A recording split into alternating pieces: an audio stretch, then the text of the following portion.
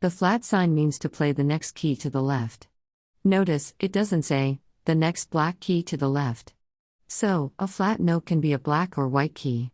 In other words, it's the very next key to the left. The flat lasts for the whole measure. This means once a note is flat, it would be for that one whole measure. Once you're out of that measure, that note is no longer flatted.